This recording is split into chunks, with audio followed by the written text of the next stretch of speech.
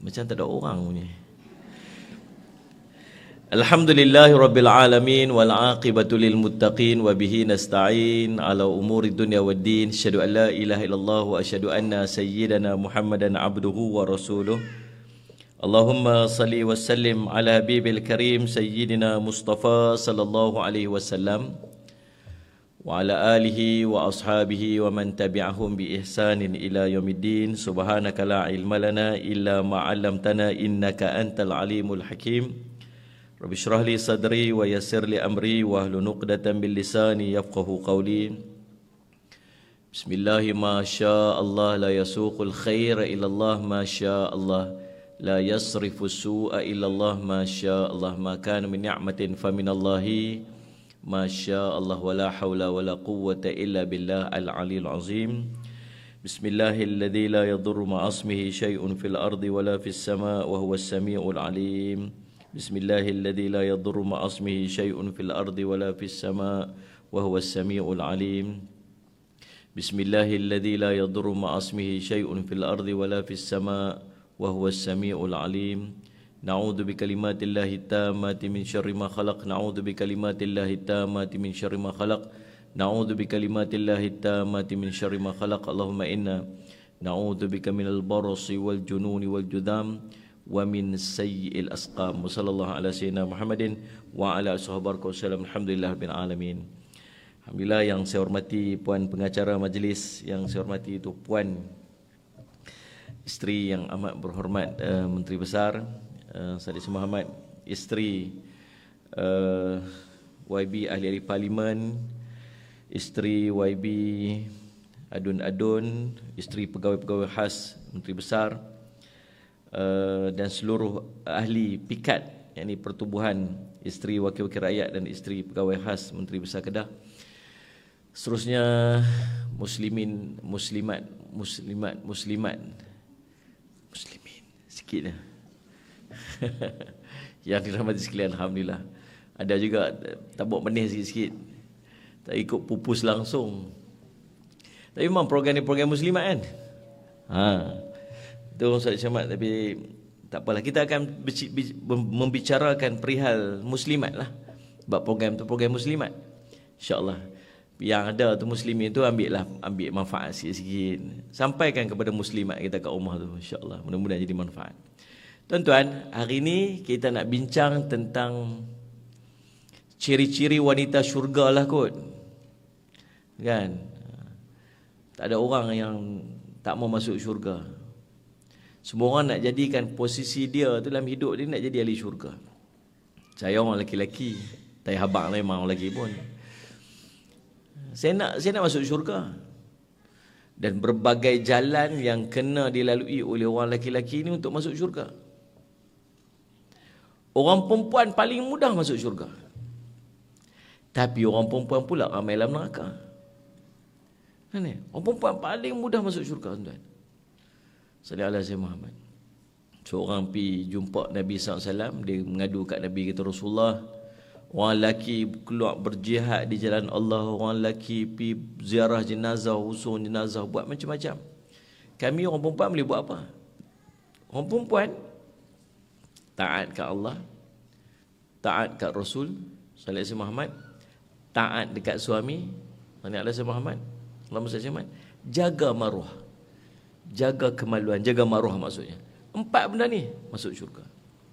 Seronok jadi orang perempuan, senang masuk syurga. Tuan-tuan, sallallahu alaihi Muhammad, mari kita tengok beberapa amalan ataupun beberapa ciri yang boleh menyebabkan seorang perempuan tu masuk syurga Allah SWT. Yang pertama dia, tuan-tuan, dia beriman kepada Allah SWT. Beriman kepada Allah. Jangan duk buat benda-benda yang syirik kepada Allah. Seorang isteri kepada sahabat Nabi SAW bernama Sa'ad. Dia balik rumah dia, dia tengok isteri dia pakai tangkai. Dia kata, pasal apa pakai lagu ni? Dia kata, saya ni air mata duk keluar berapa lama tak berhenti-berhenti. Lepas tu dia kata, saya pergi jumpa dengan macam-macam orang, minta ubat tu, minta ubat ni, minta ubat tu, tak mau tak lepas. Ada seorang ni dia kata pakai yang ni, pakai tu terus saja berhenti air mata saya. Dia kata, itulah kerja syaitan. Syaitan saja cucuk mata kamu sampai kamu syirik pada Allah. Bila kamu syirik pada Allah, dia angkat. Jaga elok-elok. Kita ni tuan-tuan duduk zaman multiracial. Kita duduk negeri yang berbilang bangsa, berbilang kaum. Hati-hati sama orang sambut raya dia, kita pun nak pergi sambut sekali. Zaman kita kecil-kecil dulu mana ada duk pakai Santa Claus semua. Tu yang ni. Zaman-zaman kita dulu pakai topi cepiang tu pun Tok Wan marah. Yang komeneh dia buat kita. Kita pakai topi tu. Komeneh. Tuan-tuan, Nabi SAW dulu, rambut Nabi SAW, Nabi pernah lepas rambut Nabi SAW tak sikat. Pasal tak mau sama macam orang-orang musyrik yang sikat rambut. Tutang rambut. Kita lah ni, agama orang kita nak pergi sambut. Ada Dr. Malar nama dia. Dia ada TikTok dia. Saya suka nak tengok juga. Dia celoteh Dr. Malar. Dia India. Dia kata, saya nak pesan dekat kawan-kawan saya, orang Islam, orang Melayu, dia kata. Lah ni jenis orang suka apa ni, buat kenduri kahwin, ada tema apa tu? Tema. Antara tema apa suka buat tema Bollywood lah ni. Mana ni? Menari mau cukup kan? Siap upah ni geng menari sama macam cerita Bollywood tu. Cerita Hindustan tu. Dia kata apa? Tak apa nak pakai sari ke, nak pakai apa ke, pakai, tak ada masalah apa. Cuma satu saya nak pesan, jangan buh tang ni, tang dia tu. Tang tu agama. Tang baju tak apa lagi, dia budaya orang lepas semua. Tang dai ni tang tandai ni, tandai dia panggil. Dia panggil apa? Apa? Betul ya tu, saya kata tu betul ya tu. Kan main setuju saya kata apa. Ibu kat dai tu. Yang tu tak boleh, tu kita yang tu Hindu, yang tu agama. Anak-anak kita duk buat tuan-tuan. Subhanallah siman. Orang perempuan muslimat jaga akidah elok-elok, jangan duk buat benda-benda yang mensyirikkan pada Allah. Ni kunci paling awal sekali nak masuk syurga Allah. Man ata kahinan au sahiran au arrafan fasa'alhu fasaddaqu bima yaqulu faqad kafara unzilan Nabi sallallahu alaihi wasallam atau kama qala sallallahu alaihi wasallam. Siapa yang pi jumpa Tok Bomo, jumpa arrafan tukang telek, jumpa Allahumma salli Muhammad Tok Dukun, jumpa atau kahin, tukang sihir, arrafan, sahiran, geng-geng tu lah buat sihir, tukang telek, Tok Bomo yang tak menggunakan jalan perubatan Islam yang betul ni. Fasalahu, minta tolong dengan dia. Kemudian fasaddaqu bima yaqulu, dia membenarkan pula perkataan. Maka Nabi kata faqad kafara unzila Nabi SAW, maka dia telah kufur dengan apa yang telah diturunkan kepada Nabi SAW, iaitu agama Islam. Baik-baik nak jaga elok. Jaga akidah kita tu elok. Nombor 1. Nombor 2, ciri nak jadi seorang muslimah yang baik, muslimah yang disebut sebagai ahli syurga Allah SWT, iaitulah bertakwa. Faham takwa ni macam mana? Sallallahu alaihi Muhammad. Kata Nabi SAW dalam sebuah hadis riwayat Imam At-Tirmizi dan Imam Ahmad, ittaqillah haitsuma kunta ittabi' saylahata hasanata tamhuha. Kata Nabi SAW, bertakwalah kamu di mana saja kamu berada, dan ikutilah kemaksiatan yang kamu lakukan dengan kebaikan, yang kebaikan itu dapat menghapuskannya, dan bergaullah dengan orang dengan akhlak yang baik. Nombor 2, nak jadi wanita ahli syurga ni, apa yang Allah perintah buat, apa yang Allah larang tinggal, yang tu senang. Bunyi senang aja. Ma nahaitukum anhu fajtanibuhu wa ma amartukum bi fa'tu minhu mastata'tum. Apa yang aku larang pada kamu hendaklah kamu tinggal. Apa yang aku perintah pada kamu hendaklah kamu lakukan sedaya termampu oleh kamu. Kemudian dalam hidup kita biasa buat silap. Biasa buat silap. Bila kita buat ni faham ke tak faham cakap ni? Buat macam mengantuk semua ni. Makan tak makan lagi ni? Makan dah? Saya baru makan si lemak. Bukan si lemak, si apa tadi bagi saya ni. Tuan-tuan sekalian Muhammad. Ada dekat sini yang tak pernah buat dosa. Angkat tangan. Ustaz saya ni semenjak saya duk ikut program dekat Seri Mentalo ni, alhamdulillah Ustaz tak ada dosa dah lah ni. Ada tak? Dosa berlambak kita ni tahu tak? Tadi dosa lah tadi dalam kereta ni. Dalam kereta tadi, siapa dalam kereta duduk mengata kat orang lain? Cuba angkat tangan. Orang tu nak mai tu sempat mengumpat lagi.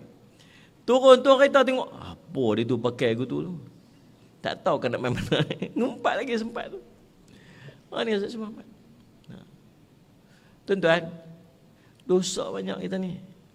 Daripada kecil sampai besar ni buat dosa, dia himpun dosa je. Bila buat dosa, ada cara minta ampun. Imam Nawawi kata, Allah sebut dalam Quran, Allahumma salli ala Muhammad, ya ayyuhalladzina amanu tubu ilallahi taubatan nasuha. Wahai orang beriman, bertaubatlah kamu dengan taubat nasuha. Taubat nasuha ni 3 syarat kata Imam Nawawi. Nombor 1, berhenti pada buat maksiat. Nombor 2, azam tak mau buat lagi. Nombor 3, menyesal dengan apa yang pernah dia buat. Orang boleh tuliskan main tu, syak tu. Saya duduk sembang dengan perempuan ni. Orang perempuan memang rajin mengaji. Bukan takat rajin mengaji, dia pun tulis. Orang lelaki dengan harap. Hebat pada Imam Syafi'i ni pak. Imam Syafi'i pernah satu hari main mengaji dengan Imam Malik. Dia terlupa bawa pen. Lupa bawa kertas tu, ambil dia tulis. Imam Syafi'i, lepas tu Imam Malik tanya, buat apa tu? Tulis. Tulis apa? Tulis. Takut lupa. Dia kata, cuba sebut balik apa saya sebut. Dia boleh cerita balik satu pun tak tahu kan. Tuan-tuan lagi hebat pada Imam Syafi'i tu. Tak buat apa terus. Tapi macam catat, orang perempuan memang rajin catat tunggu. Saya pergi mengajak mana pun orang perempuan bawa pen, bawa kertas tulis tu. Yang tak bawa pen tu dia rare sikit. Dia rare, spesies rare. Orang perempuan biasa macam catat. Walaupun bukan baca balik pun. Tu tulis tu baca tak tu? Tak ada. Dia tulis apa pun dia tak tahu dia tulis apa. Macam cacing kerawit. Tulis. Kan dia tengok pun. Tapi bagus. Menulis ni dia membantu untuk ingat cerita dia. Ni. Dan. Imam Nawawi kata apa? Ada apa? 3. Yang pertama, berhenti berbuat maksiat. Nombor 2, azam tak mau buat lagi. Nombor 3, menyesal. Antara 3 dia tahu yang mana paling payah kali. Berhenti, insya-Allah kot. Kita ada kawan-kawan baik, surrounding yang baik, insya-Allah kita boleh berhenti. Sebab tu penting lah kita nak berubah, kita lebih baik, kita perlu pada surrounding yang baik. Ni orang yang duduk sekeliling kita yang baik. Dia akan bantu kita untuk kita berubah. Nombor 2, azam tak buat lagi, insya-Allah. Nombor 3 ni paling payah, menyesal. Susah nak menyesal. Nak menyesal lagu mana? Benda sedap. Betul benda sedap? Maksiat ni benda seronok. Mengata ke orang seronok tak? Mengaku pun lah. Memang seronok mengata ke orang. Orang kata kita seronok tak? Mana seronok? Tengok tu bini tu imam tu. Sebab. Nak ni. Hantar dah. Dia kan pukul 5 pagi bangkit dah. Lepas tu Semayang apa ni, tahajud. Lepas tu pamit tahajud baca Quran pula. Hang ni cerita apa ni? Mana syok cerita macam tu? Tak syok. Hantar dia buat tu pula hantar. Tu syok ni tu. Tuan-tuan, benda maksiat sedap sebab dia sesuai dengan nafsu. Kita dengan lelaki kita dulu jumpa dekat Pulau Pinang. Memang dah saya elok start. Waktu tu pergi kerja Kelang kat Pulau Pinang. Lelaki kita orang elok start ni kan. Tapi tak kenal. Waktu hari mula-mula pergi panskat dekat kilang tu, kad panskat kita jatuh. Bila jatuh, dia tolong nak pergi ambil, dia ambil, puk, terantuk kepala. Cerita dia, drama. Dia pun kata, lepas tu berputiklah cinta. Bila putik cinta, tukar nombor telefon. Zaman tu handphone tak ada, pakai public phone. Bawa duit shilling banyak-banyak, bergayut tengah-tengah malam, 2, 3, 4 pagi. Lepas tu, masuk kerja pukul 3 petang. Tengok ni, shift 2 pukul 3 petang. Pukul 12 pergi ambil dah. Bawa pergi makan dulu, naik motor RX, tunggu bawah flat. Lepas tu sekejap lagi, pergi kerja sama-sama. Sekejap lagi balik pukul 11. Shift petang. Balik pukul 11, sebelum balik hantar pergi flat dia, singgah pergi makan dulu. Lepas tu pergi duduk lepak-lepak tepi pantai. Parking motor tepi pantai tu, duduk dua orang, duduk cerita masa depan. Ni, sambil pegang-pegang, yalah macam mana kita masa depan apa semua tu. Lah ni dah jadi bini dah jadi laki dah. Lepas tu lah ni dah pindah balik Meluk Start balik dah, pasal kilang tutup dah. Contoh ni kata Ustaz, dia cerita macam betul-betul je. Saya buat cerita je ni. Nak buat cerita. Lepas tu satu hari, bawalah anak kita 3-4 ketul tu, pergi Pulau Pinang. Lalulah tepi pantai tempat kita parking motor Razak kita dulu ni. Faham ni? Bini kita pun cuik paha kita. Dia kata apa? Abang ingat tak tempat kita ni? Allah, cik sonok. Besar dah pokok ni, dulu kecil dah. Pokok ni lah jadi saksi cinta kita. Memanglah pokok tu jadi saksi kat akhirat nanti. Dia duk cuik-cuik paha laki dia tu cuik menyesal ke cuik seronok? Saya jawab mai. Seronok. Dia duk flashback tu memori indah kan memori buruk? Indah. Padahal kahwin tak lagi sebelum tu? Tak, apa dia buat tu halal ke haram tu? Dosa ke baik tu? Dosa. Tu contoh. Banyak benda dalam hidup kita yang kita seronok dengan maksiat yang pernah kita buat. Betul tak? Jumpa kawan-kawan balik, mai hari raya lepak 3-4 orang. Weh, jom lah, mai kita pergi perkenal ni apa. Ni orang lelaki-lelaki, orang perempuan kat rumah buat ketupat. Mana ni? Jumpa balik kawan-kawan sekolah apa semua. Cerita apa? Hang ingat tak dulu kita buat apa? Hang ingat tak dulu kita ni apa? Duk cerita benda maksiat kita buat dulu, dan kita seronok dengan maksiat apa kita buat dulu. Adakah itu tanda menyesal? Tak. Pasal apa? Pasal seronok, benda yang sedap dengan hati, dia susah nak menyesal. Sebab tu benda paling payah sekali dalam tabat nasuhah ialah menyesal. Betul tak betul saya duk cerita ni? Cerita tu tak betul lah. Bukan cerita tu betul, tapi jalan cerita tu betul. Banyak dalam hidup kita yang kita bergembira dengan maksiat apa yang kita pernah buat. Dan jadi macam nak capai taubat nasuha? Sebab tu seorang ulama kata apa? Kalau mulut melafazkan istighfar dan hatinya masih terikat dengan kelazatan maksiat tersebut, ketahuilah dosanya masih belum diampunkan. Tapi dia buat guna Ustaz? Minta ampun lagi. Sampai satu hari dia jadi benci dengan maksiat tu. Ni kita ni lah ni, bukan main tudung lawa, labuh ni, masya-Allah. Tudung. Pakai jubah cantik lah ni, subhanallah. Stokin pakai tu. Bukan setakat stokin, stongan pun pakai lagi. Lah ni dulu udah rambut macam tu kat limau. Dia skirt tinggi ni. Asyik baik Ustaz tak jumpa saya dulu ya Ustaz. Rebah Ustaz kalau Ustaz jumpa saya lah.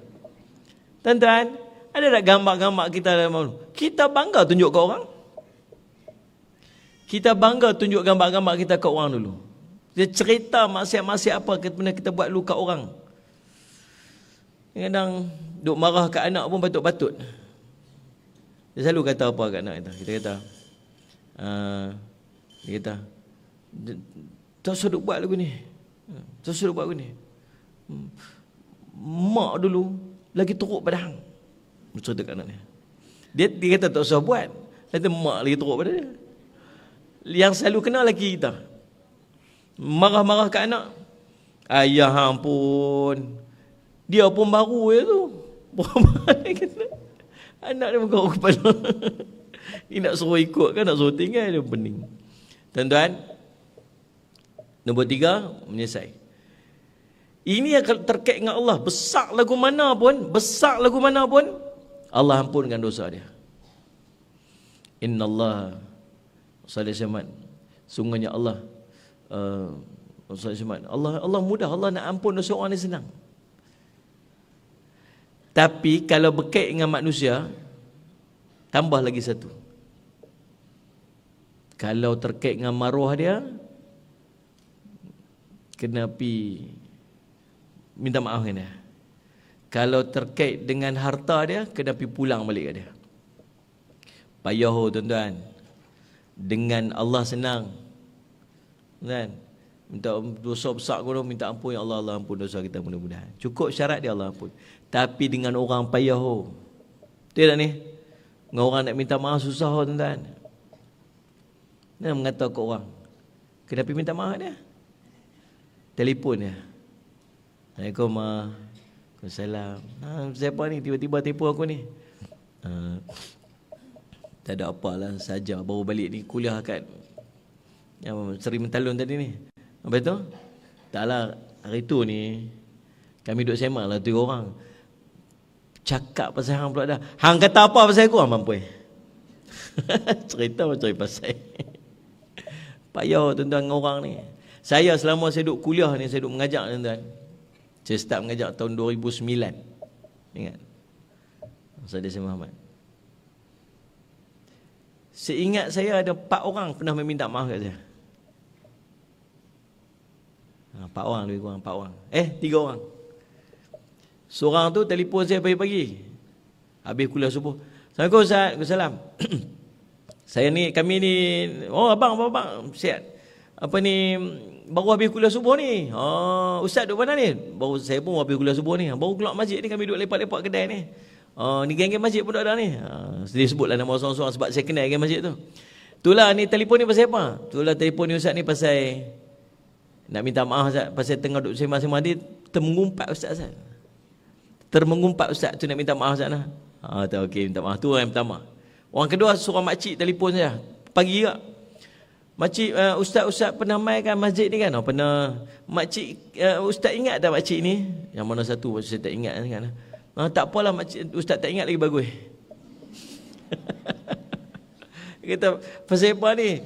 Ustaz, dia teriak. Ustaz ni makcik takutlah kalau makcik mati ni lagi Ustaz tak maafkan makcik. Pasal apa ni? Makcik ni duduk mengata ke Ustaz itu ni, dia pahamkan makcik lah duduk sambung-sambung pula. Makcik minta maaf sungguh lah, makcik takutlah kalau makcik mati lagi Ustaz. Tak apa, saya maafkan. Betul Ustaz ni maaf. Betul. Nombor 2. Hari tu nombor 3. Habis kuliah ada seorang makcik mai. Hidup berdiri, terketak-ketak. Dia kata, pasal apa makcik ni? Orang dia tunggu semua pekat pi, dah tinggal ada seorang-seorang. Ustaz, suara ketak. Saya nak jumpa Ustaz ni, saya nak minta maaf Ustaz, maafkan saya tau. Pasal apa? Saya mengata kat Ustaz itu. Bukan saya nak mengata, tapi orang duk mengata kat Ustaz. Dia tulis dalam grup WhatsApp tu. Saya pula pergi komen sekali. Dia duk salah kau orang juga. Saya kata tak apa, saya maafkan kita lah, salah apa. Betul Ustaz ni? Betul. Takatlah 3 orang tu ya. Yang minta maaf sebab mengata. Tapi ada tak orang lain mengata? Ada. Ramai orang tak minta maaf. Kita pun orang mengata kat kita, pun dia pun tak minta maaf.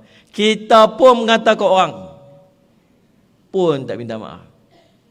Kalau kita tak minta maaf, kita tak selesai ke akhirat kan? Pasti kita pernah mengata. Nabi kata apa? Orang yang berzina, orang yang mengumpat lagi besar dosa dia daripada berzina.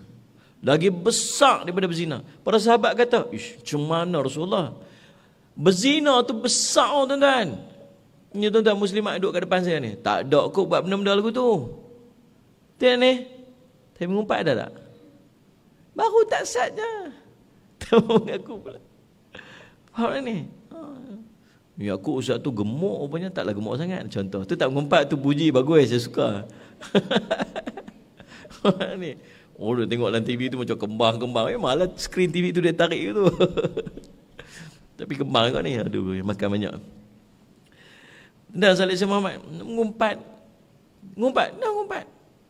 Lalu para sahabat tanya, macam mana Rasulullah mengumpat tu lagi besar pada berzina? Berzina, kalau dia minta ampun pada Allah, besar macam mana pun, Allah akan ampun dosa dia. Tapi mengumpat, selagi orang yang diumpat tu tak maafkan dia, selagi tu dia duduk dalam dosa mengumpat. Susah tuan-tuan. Faham ni? Ni masalah kita orang perempuan. Masalah kita orang perempuan ni. Lepas tu ada seorang ulama dia sebut, dia kata, Salih Muhammad, pasal apa orang lelaki teriak dia tutup mata, orang perempuan teriak dia tutup mulut? Saya tak tahu, saya pun duduk terbaca, duduk fikir macam mana orang lelaki teriak tu. Gutulah kot. Ada lelaki kita teriak ke tu? Mana pernah teriak tu lelaki kita tu? Cengai nak mampu Orang lelaki teriak kan tunjuk kat orang. Ya gitu. Orang perempuan teriak. Lepas tu dia lak ayat batal. Kata ulama tu dia kata apa? Itu penzahiran tanda dekat mana dosa dia paling banyak keluar. Orang lelaki-lelaki dia dosa dia banyak tang mata. Pasal dia suka tengok bukan-bukan. Saya okey sikit lah. Aduh, subhanallah. Orang perempuan suka cakap pula bukan-bukan. Tuan-tuan tahu, mereka buat kajian vocabulary, bukan. Jumlah perkataan yang keluar pada seorang. Orang lelaki dia 8 ke 9 ribu ya sehari. Tu peruntukan dia. Peruntukan untuk orang perempuan tuan-tuan, dia 38 ke 40 ribu patah perkataan sehari. Oh, banyak orang gap tu. Tu betul lelaki kita bila balik kerja dia mesyuarat. Dia balik rumah dia tak mau cakap dia. Nak makan apa? Aja bunyi pun. Apa nak makan apa? Aku suka. Apa pun tak apa. Itu ya. Dia tak nak bincang-bincang, tak nak. Dia dah habis dah. Dia punya jumlah patah perkataan dah habis dah. Orang perempuan balik ni nak cerita lagi pasal dia tak habis lagi. Stok banyak lagi. Itu pun dah cara dah cakap dengan TV cerita Korea ni. Tu korang tengok, apa jantan lagu ni tak boleh pakai langsung dengan TV, dia boleh bercakap. Tuan-tuan, subhanallah. Jadi, lagi banyak perkataan kita cakap, lagi banyak salah yang kita keluar. Apatah lagi bila salah tu berkait dengan orang lain. Susah. Kami minta maaf. Oh, susah tuan minta maaf, insya-Allah. Dan kita yang mengaji pun susah nak maafkan orang. Apatah lagi orang yang jenis tak mengaji, lagi susah. Tapi tetap kena pergi minta maaf kat dia. Boleh? Tak mau nak anggut buat gaya. Tak tahu Ustaz nak buat mana. Imam Syafi'i kata, kalau benda tu spesifik, sebut spesifik. Ulama yang lain ada sebut, tak apalah boleh minta maaf secara umum supaya tak spesifik pun tak apa. Tapi sebagai ulama kata apa? Kena sebut apa yang kita buat kat dia. Masalah kan. Tak tahulah tuan-tuan. Kalau tak mau duduk dalam masalah ni, tak usah duduk buat. Kata Nabi SAW, Allahumma salli ala Muhammad, min husnil islamil mar'i tarkuhu ma la ya'nih. Di antara tanda eloknya Islam seorang itu ialah dia meninggalkan sesuatu yang tak ada manfaat kat dia. Meninggalkan sesuatu yang tak ada manfaat kat dia. Ni, yang kawan tu pergi menikah 2 hari tu ni, tu yang artis tu, Pak ni, yang kecoh habis satu Malaysia tu pasal apa? Termasuklah dekat Lostang ni. Dia balik marah kat lelaki dia. Ni lah orang lelaki. Lelaki dia pasal apa pula ni? Nikah senyap-senyap, pergi menikah kat siang, Kata pasal apa? Aku kena hari ni. Tak pasal lelaki dia kena. Tuan-tuan, rumah tangga dia biar pergi kat dia lah. Lelaki dia nak menikah sampai 4, biar pergi kat dia lah. Bukan lelaki kita. Orang lelaki kita ada masalah sikit. Laki dia, pipik kat dia. Tu kesian lah ustaz tu dekat apa, seputeri ke putra apa benar saya pun tak tahu. Kesian lah kat dia, dia tu baiklah apa-apa mah. Tuan-tuan, nombor satu sekali, kita tak tahu pun cerita rumah tangga dia, betul-betul kita tak tahu. Tuan-tuan tahu tak isteri dia buat apa? Tuan-tuan tahu tak isteri dia kata apa kat suami dia? Tahu tak? Tak tahu, saya pun tak tahu. Tuan-tuan tahu tak suami dia kata apa kat isteri dia? Tak tahu, saya pun tak tahu. Bila kita tak tahu, boleh tak kita kata orang ni betul, orang ni salah, orang ni salah, orang ni betul? Tahu tak?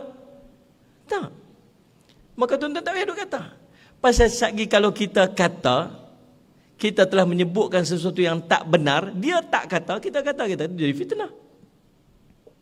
Kalau kita cakap benda tu, percakapan kita tak diselesai pun masalah rumah tangga, tu jadi mengumpat. Dua-dua pun tak ada faedah. Habis tu, biar pigat dia lah Ustaz. Baik tuan pegang tasbih, subhanallah. Lagi bagus. Betul tak betul tu? Orang betul pula. Tak salah semua. Baik. Itu masalah yang keempat. Dan di antara cara yang lain untuk Allah ampunkan dosa-dosa kita, sebab dosa kita, dosa kecil kita banyak. Dosa-dosa kita yang berselerap-selerap ni, yang tengok yang tu, yang sebut tadi, yang pegang yang tu berjalan ni, yang tak terhabis-habis ni, tuan-tuan, yang ni kita kena banyak melakukan kebaikan. Ittabi' sayyata hasanata tamhuha. Kamu ikutilah kemaksiatan yang kamu lakukan itu dengan kebaikan. Yang kebaikan ini akan mengampunkan dosa-dosa kita. Ni mai duduklah majlis ilmu, baguslah. Ish tuan-tuan, boleh mai ni hari ni penuh kerusi. Penuh kerusi. Berkerusi kosong jadi kat luar ni. Tuan-tuan Salih Muhammad, tahu tak yang boleh mai ni? Ni bukan pasal kita nak mai. Ni bukan pasal saya yang mai. Pasal Allah yang gerakkan hati kita untuk mai. Ingat macam tu. Perjalanan hidup kita ni penuh dengan simpang liku, macam-macam kita lalui ni. Lah ni umur dah 40 tahun, umur dah 50 tahun, bahkan ada dengan kita umur kita dah 60 tahun. Allah nak jadikan kita ahli ilmi ni, teman talabul ilmi, penuntut ilmu ni, lah ni. Mungkin perjalanan kita ni berlaku waktu usia kita 20 tahun dulu ni. Waktu yang kita doa, ya Allah, bagilah ni kawan ni yang tadi sekali aku dekat you ni, yang putih sangat ni. Allah, minta punya putih tu sampai ada syadah tata. Putih lah ya Allah, bagilah dia berkenan kat aku ni ya Allah. Tahu tak yang main Minang kita siapa? Hitam. Minta putih dapat hitam. Sampai jiran sebelah rumah kita apa macam tik cicak. Tak ada lelaki lain ke ambil buat laptop lelaki yang dia tu jadi. Tuan-tuan tahu tak, kes tu jadi orang menuntut ilmu hari ni. Mai masjid mula. Agak kalau dapat yang putih tu apa idea kita pun tak tahu. Dia agak tiap hari besar malam ni apa. Faham ni? Ada yang minta posting sana, posting sini. Salih alaihi Muhammad, bila dapat posting di mana-mana halau tu, mak dia kata apa? Awaklah yang hantar pi hang sampai Labuan sana tu. Hantar pi sampai Miri, Sarawak tu, sampai mana? Awaklah pi hantar jauh sangat ni. Tak tahulah mak dia hantar posting pun tu nak buat lagu mana, Sabak pi lah Sat. Tahu tak? Mak kita punya doa, ya Allah, kesianlah anak aku ni, awaklah jadi macam ni apa mak, susah hati bukan main. Tuan-tuan, pi kat sana, nu jumpa jodoh kat sana. Kes jumpa jodoh kat sana tu, lah ni jadi orang ustaz. Kes ustaz ni, duduk dalam majlis ilmu lah ni. Banyak benda lah hidup kita yang kita rasa macam tak kena dengan kita waktu tu. Hikmah dia mana? 10 tahun, 20 tahun akan datang. Faham tak ni? Dan semua jalan-jalan ini, jalan untuk ke syurga Allah. Nabi SAW sebut, man yuridillahu bihi khairan yufaqihu fid din. Siapa yang Allah nak kepadanya kebaikan dunia dia, kebaikan akhirat dia, maka Allah akan faqihkan dia dengan agama.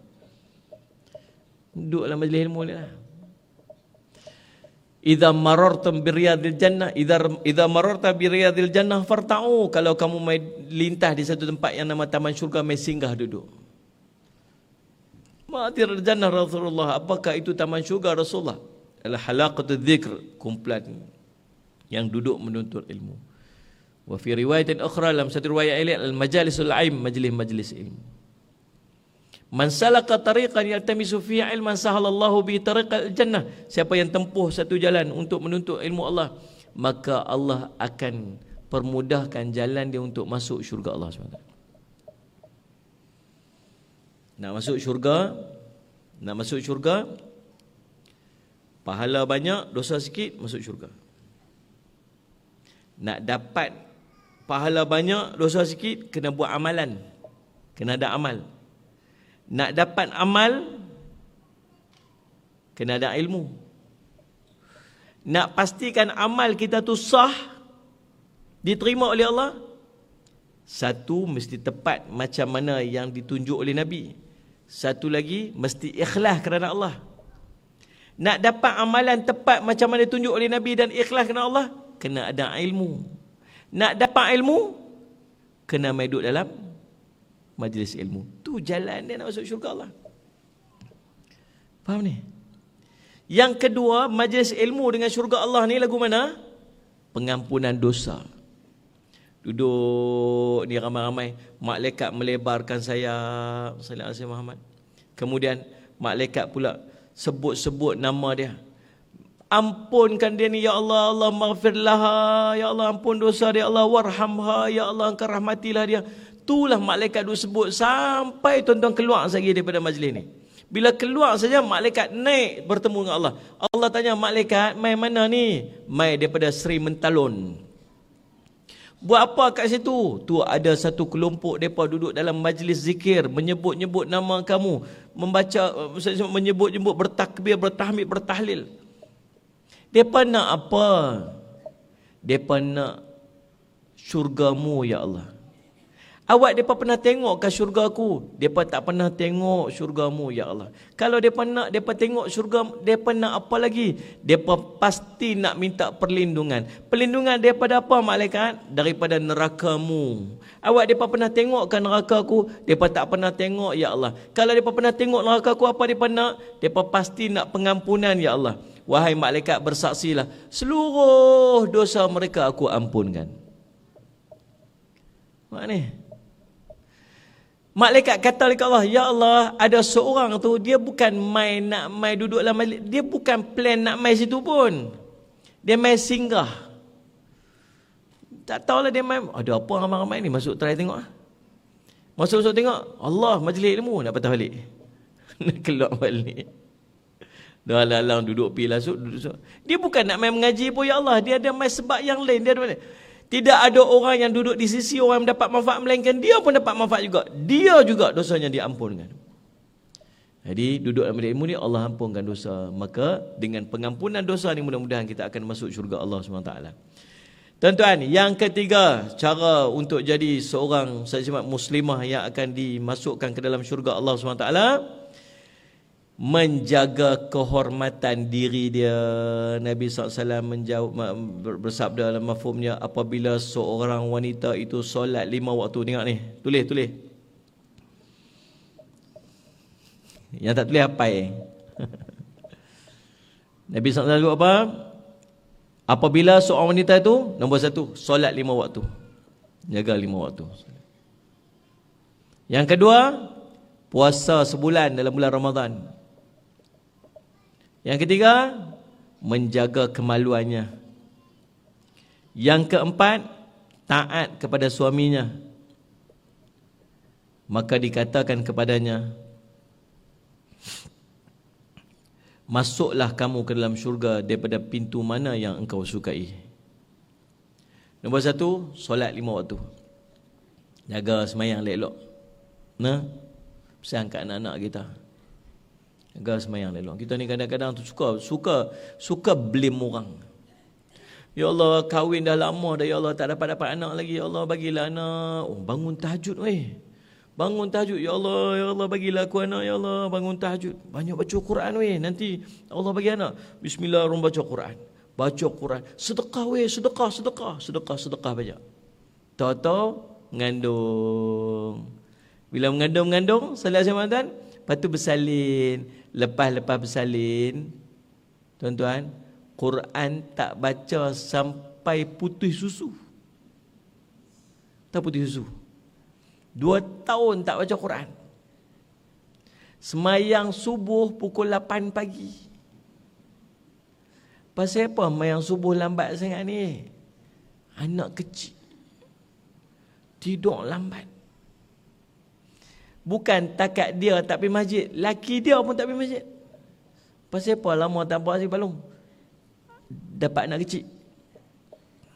Dah besar budak tu, dapat anak kecil pula.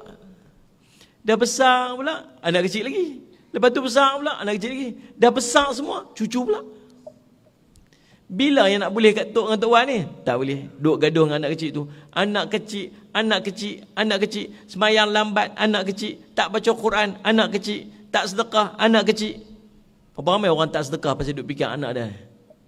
Tak sedekah. Saya nak beli susu. Saya nak beli baju. Saya nak beli ni. Sedekah. RM1 pun tak bagi. Betul tak saya cerita ni? Kalau budak tu boleh bercakap lah agak dia kata kat kita. Aku pula yang kena. Hari tu minta sangat. Kita selalu bubuh salah tu atas dia, tuan-tuan. Padahal dia nikmat yang patut kita syukur. Bila Allah bagi nikmat, kita kena buat apa? Kita patut lagi dekat dengan Allah. Bukan nikmat menjauhkan kita daripada Allah. Tapi kita guna nikmat Allah, kita jauh daripada Allah. Salah. Nah, saya semangat. Semayang jaga semayang ni, tuan-tuan. Orang laki-laki dia kena pergi semayang kat masjid. Suruh laki kita semayang kat masjid. Tu saya kata orang perempuan mudah masuk syurga. Entah tak? Kita tak payah semayang kat masjid, kita semayang kat rumah. Orang perempuan afdal semayang kat rumah. Tapi dah laki dia tu dia tinggal 2 orang dah. Anak-anak semua duk besar, duk Kuala Lumpur belakang dah. Tinggal kita 2 orang dah. Kini kami muda kembali. Anak cucu semuanya dah pergi lah ni kami. Apa lagu yang dilala apa tak? Dia. Tuan-tuan saya tinggal 2 orang dah. Laki bawa lah pergi masjid, naik 2 orang naik motor. Syok tuan-tuan. Tengok ni. Laki kita pergi masjid bawa kita tak? Siapa laki dia bawa pergi masjid? Siapa tak bawa masjid? Yang pada 2 tak angkat siapa? Tak ada laki. Pilah dua-dua. Dulu ingat zaman muda-muda lu, zaman naik motor 2 orang lu ni. 2 duduk dalam bakul motor. Lah ni laki bawa pergi market je, tuan-tuan. Tu pun bukan cek kita kat belakang dah lah. Bunyi ayah suruh naik pun. Terus. Dia berasa macam mana? Plom jalan pergi. Sampai rumah tengok bakul sayok ni. Bini kawan tu baru nak langkah naik. Jalan dah. Patah balik tengok duduk bersila. Tang mana tadi naik motor ni? Duduk bersila tu. Aduh, mesra lah sikit. Tuan-tuan, Nabi SAW umur 50 lebih duduk lawan lari dengan bini dia. Dengan Sayyidina Aisyah kan. Lepas hijrah. Nabi hijrah, tuan-tuan sekalian. Nabi dah umur Nabi SAW 53 tahun. Nabi hijrah dah 50 lebih dah. Kita ambil lah sikit lagi, kata 3-4 tahun lepas pada tu. Ini 57 tahun, 55 tahun. Kan lagu tu lah. 55 tuan-tuan. Ajak, jom kita lawan lari dengan bini dah. Aisyah kata waktu tu aku masih kurus. Saya kata, jom lari. Lari, Aisyah menang. Waktu berapa lama lepas tu, kata Aisyah, Nabi ajak lagi. Waktu tu aku dah gemuk dah. Saya memang macam tu. Waktu baru kahwin kan kurus-kurus kan. Lah ni dia kecil sikit pada peti 3 pintu je. Tu tanda murah rezeki. Tanda Salih Muhammad. Kita apa? Waktu tu Nabi SAW menang. Nabi kata apa? Ini balas yang hari tu punya. Umur 50 lebih tuan-tuan, lawan lari lagi. Panggil isteri dia Humaira. Ya Aish, panggil isteri dia. Panggil panggilan yang manja-manja kat isteri. Humaira ni maksud dia putih kemerah-merahan. Ni. Kalau dah kulit gelap tu salah panggil Humaira tu perli nama dia. Mak kita lah dulu sayang lama-lama huruf A pun luruh dah tinggal ayang, lama-lama huruf Y pun luruh dah tinggal yang. Tinggal apa? Yang, lepas tu huruf Y luruh dah tinggal ang, bunyi mak pak ang untuk hang tu lah. Tuan-tuan tahu tak, di antara waktu paling best kita, momen di masjid tu tuan-tuan sekalian, tu waktu kita spend time dengan. Dulu kita duduk tengok TV sama-sama kan. Dulu hari Sabtu pukul 3 petang tengok cerita apa? Hindustan. Bawa lupa pula dah. Tengah lelaki bini cerita Hindustan. Kita spend time dengan suami kita, dengan pasangan kita ni depan TV. Anak-anak kita pun sama dulu. Belengkak kot kita ya, celah ketiak dah. Tak apa dah. Dah lah lelaki pakai seluar pendek. Ni bulu kaki macam bulu beruang. Buruk. Faham ni? Kita tu dulu macam tu dulu. Lah ni boleh buat macam tu. Lah ni boleh buat macam tu. Kalau kita muda, kita ada anak-anak kita pun tak heran kita dah. Mereka masing-masing dengan handphone seorang satu. Kita suami isteri pun masing-masing dengan handphone seorang satu. Jom abang kita tengok TV sama-sama. Hang dengan handphone aku, dengan handphone aku. Tak ada, momen tu kita tak ada dah. Tahu tak kita, tambah-tambah lagi bila kita dah tua, momen kita pergi masjid sama-sama, balik masjid sama-sama. Syok tuan-tuan. Petang-petang, bukan kerja, duduk pun pencen ke apa, duduk rumah.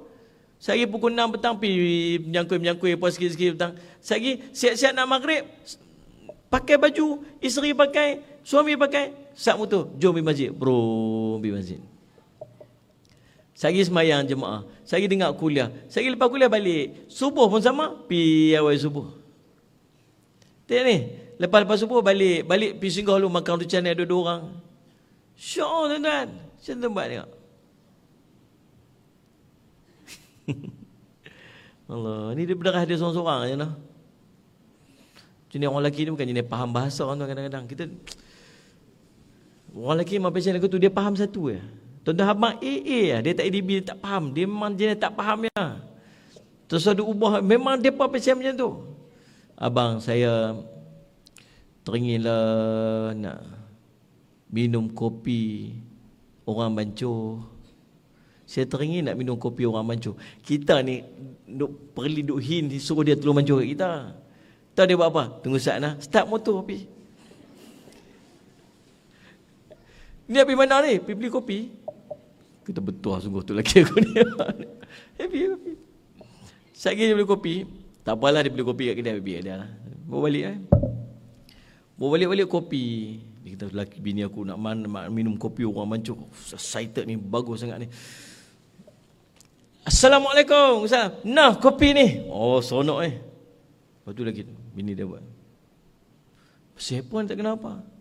Orang kata minum kopi, belilah kuih ke apa ke sama ke, kari pap ke apa. Takkanlah nak minum kopi. Ya Allah. Dia orang lelaki memang tak faham. Memang jenis tak faham. Hamba kopi-kopi lah. Dia apa tuan-tuan sekalian habis. Tak apalah. Esok ni, dia punya seronok dia nak bagi kat isteri dia. Isteri dia tak suruh. Dia pergi beli kopi. Dia ingat beli kopi, beli kari pap sekali. Sebab isteri dia sebut kari pap. Dia sebut yang lain, cok badak ke apa. Dia tengok lain, isteri dia sebut kari pap. Dia pergi beli kari pap. Bawa balik kopi kari pap. Sampai ke rumah. Sampai. Nah kopi. Tadi dia kata apa? Tu siapa suruh beli tu? Aduh, tak kenal pula dah. Siapa tak kenal? Dia kata, jam betul. Aduh, semalam dah saya selamat. Allah, tuan-tuan, pergi main kat masjid sama-sama. Tapi, kalau kita suruh suami kita pergi masjid, tuan-tuan striker baju dia elok-elok, tuan-tuan striker kain plekat dia ni serban ni. Buh elok-elok, gulung elok-elok, ayam kemas serban dia tu. Tak tu. Abang pergi semayang kat masjid. Tuan-tuan, dia pergi semayang kat masjid, setiap langkah dia Allah bagi pahala, Allah ampun dosa, Allah angkat darjat, kita dapat kat rumah. Sehari dia pergi semayang jemaah kat masjid, dia duduk dalam saf tu, dapat rapatkan saf, duduk saf paling hadapan, kita dapat pahala berjemaah walaupun kita Faham ni? Bayangkan kalau suami kita tok siap masjid lah, tok suami kita ni Allahumma salli jadi apa lagi? Jadi muazzin kat masjid ke apa? Semua amalan yang dia buat tu, yang kita pemudahkan dia untuk buat, tuan-tuan sekalian, semua pahala kita dapat. Suruhlah suami kita pergi masjid. Suruh suami kita buat benda-benda kebaikan. Maka kita menumpang manfaat. Sebab tu saya sebut, orang perempuan ni duduk dalam rumah, lubuk pahala mata. Terus duduk fikir yang lain-lain lah. Lubuk pahala dia duduk dalam rumah ya. Ada budak-budak nak pergi sekolah pagi-pagi. Tuan-tuan pun panggil dia. Adik, Masad. Adik pergi mana?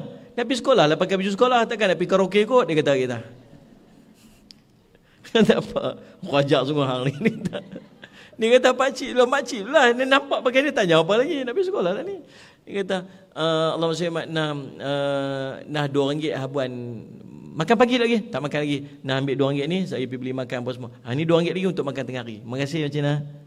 Dia pergi sekolah, kita bagi dia makan. Kita dapat pahala tak? Dapat pahala tak?